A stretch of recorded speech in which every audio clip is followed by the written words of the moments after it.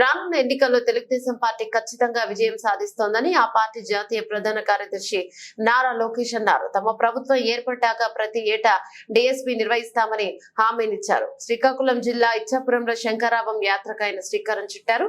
ఈ సందర్భంగా లోకేష్ మాట్లాడుతూ టీడీపీ పాలనలో ఉత్తరాంధ్రను జాబ్ క్యాపిటల్ ఆఫ్ ఇండియాగా చేస్తే జగన్ గంజాయి క్యాపిటల్ గా మార్చారని, 4.5 ఏళ్లలో ఒక్క డిఎస్పీని ఇవ్వని ఆయన ఇప్పుడు ఎన్నికల్లో సమయంలో కొత్త నాటకం ఆడుతున్నారన్నారు.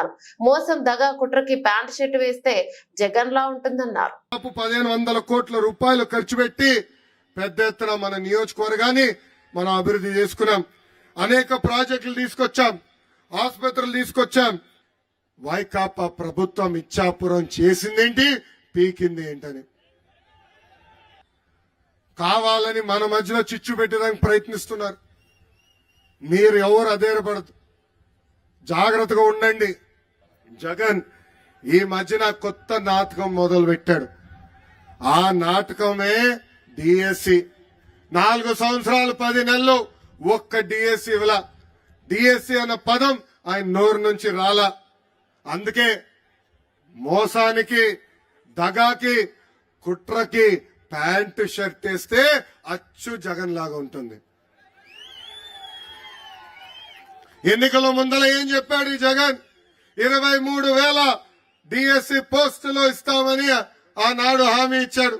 అధికారంలోకి వచ్చిన తర్వాత కేవలం 18,000 పోస్టులు ఉన్నాయన్నాడు. దాని తర్వాత 117 జియో తీసుకొచ్చి ఏకంగా స్కూల్ రేషనలైజేషన్ పేరుతో టీచర్ పోస్టులు తగ్గించిన వ్యక్తి ఈ జగన్. ఇప్పుడు కరెక్ట్ గా ఎన్నికలు వస్తున్నాయి, యువతలో యువకలం మొదలైంది. అందుకే ఇప్పుడు నామమాత్రంగా 6,000 పోస్టులు ఇస్తానని ముందరకెళ్తున్నాడు. ప్రజలందరూ ఆలోచించాలా. అన్న విశ్వవిఖ్యాత నట సార్వభౌమ స్వర్గశ్రీ నందమూరి తారక రామారావు గారు కానివ్వండి, చంద్రబాబు నాయుడు గారు కానివ్వండి, ఇద్దరు కలిసి 1,70,000 టీచర్ పోస్టులు భర్తీ చేశారు. ఈ సభాముఖంగా నిరుద్యోగ యువకులకు హామీస్తున్నా, వచ్చేది మన ప్రభుత్వమే. ప్రతి సంవత్సరం డిఎస్సి మేము ఏర్పాటు చేస్తాం.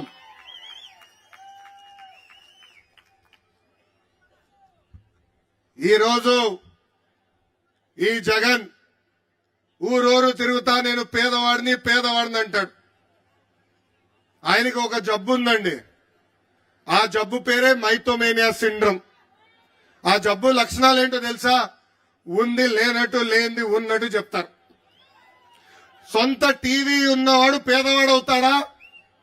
సొంత ఛానల్ ఉన్నవాడు పేదవాడు అవుతాడా? సొంత పేపర్ ఉన్నవాడు పేదవాడు అవుతాడా? సొంత సిమెంట్ ఫ్యాక్టరీ ఉన్నవాడు పేదవాడు అవుతాడా అని ప్రజలందరినీ ఒక్కసారి ఆలోచించమంటున్నా. 1,00,000 రూపాయలు విలువైన చెప్పులు వేసుకుని తిరుగుతాడు, 1,000 రూపాయలు ఖరీదైన వాటర్ బాటిల్లో నీళ్లు తాగుతాడు. ఆయనకి పేదవాళ్ళు ఎదుర్కొంటున్న సమస్యలు అర్థమవుతాయని ఒక్కసారి ప్రజలందరూ ఆలోచించాలా. ఇంకా తెలుగింటి ఆడపడుచులు కూడా ఆలోచించాలా. ఈ రోజు సొంత చెల్లి షర్మిల గారు కానివ్వండి, సునీత గారు కానివ్వండి, ఏకంగా మాకే భద్రత లేదని చెప్పే పరిస్థితి. సొంత జగన్ ఇంట్లో ఉన్న చెల్లమ్మలకే భద్రత లేకపోతే ఇంకా మన పరిస్థితి ఎలా ఉంటుందో ఒక్కసారి ఆలోచించమని తెలుగింటి ఆడపడుచులు నేను కోరుతున్నా. ఈ జగన్ ని చూస్తే ఒక అద్భుతమైన కటింగ్ ఫిట్టింగ్ మాస్టర్ గుర్తొస్తాడు. ఏంటది? Cutting fitting master.